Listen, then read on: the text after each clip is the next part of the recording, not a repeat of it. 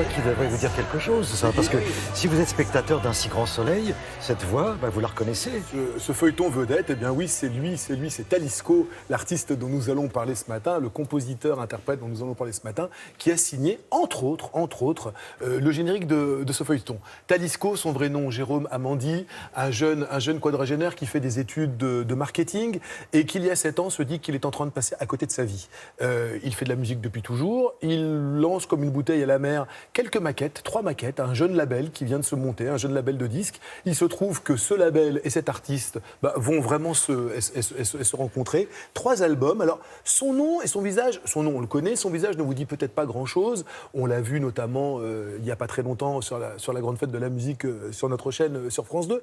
En revanche, sa musique, vous l'avez déjà entendue, vous l'avez entendue là sur ce feuilleton. Si vous êtes fan de pubs, si vous écoutez les pubs et les pubs musicales avec une certaine oreille, vous reconnaîtrez, il a vraiment signé les plus grandes musiques de pub de ces derniers mois. Dans les séries, mais dans le monde entier, il est repris aux États-Unis. Il fait vraiment partie de cette jeune génération qui fait vraiment de la musique à l'image. Son truc, c'est vraiment d'avoir des musiques qui se recyclent un petit peu partout, qui vivent une vie multiple et un petit peu partout. Il est aussi sur scène, il adore la scène. Il était sur la scène de Solidays il y a quelques semaines et nous y étions histoire de le rencontrer. Voilà, c'est parti.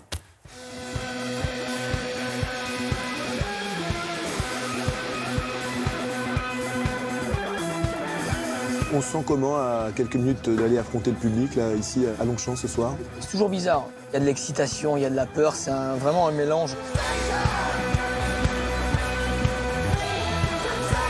Si j'en juge par votre planning ces 4 dernières années, j'ai l'impression que le festival, c'est votre deuxième maison, quoi. Ouais, mais c'est toujours une maison que l'on découvre, hein. Attention, j'arrive pas à mettre mes chaussons tranquille, tout va bien, je vais monter sur scène, on va envoyer la guerre, ça va être top. On découvre toujours.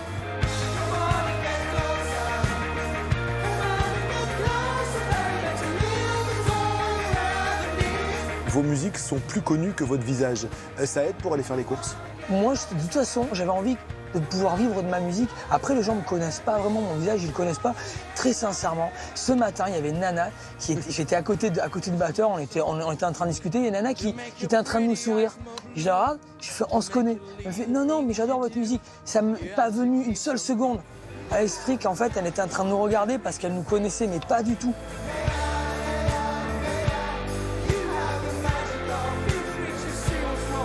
Vous aviez avant un vrai métier, Ouais. Vous travailliez dans le marketing, je crois. Qu'est-ce qui a fait qu'un jour vous vous êtes dit, le costume, je range, maintenant, musique? J'ai racheté une guitare, ça faisait mes 10 ans que j'en avais pas touché une. Je commençais à faire un morceau avec une nana, monter un projet. Et là, je me suis dit, ok, bon, tant pis, je vais tenter un truc. Je vais faire plusieurs morceaux, je vais les envoyer à un label. Ça a pris, quoi.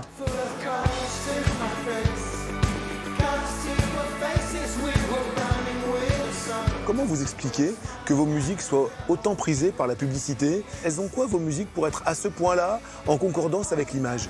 Ce que j'aime retrouver dans la musique, c'est des choses qui me nourrissent. L'évasion, l'aspect solaire, c'est des choses que j'aime ressentir dans la musique. Il y a beaucoup de marques qui ont envie d'envoyer cette énergie-là pour faire rêver ou autre, j'en sais rien.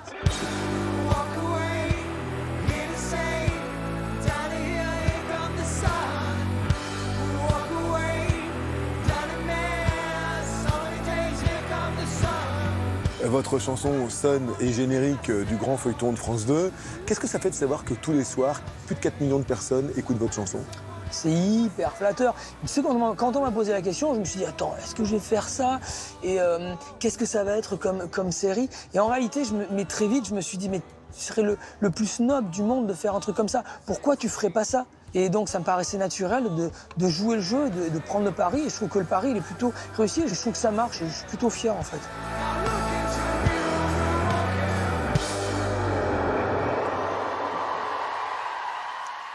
Frédéric Zetoun, enfin Monsieur Frédéric Zetoun. Pourquoi monsieur? Avec les lunettes de soleil. Il y avait du soleil, il y avait beaucoup de soleil. Mais on vous a reconnu, hein.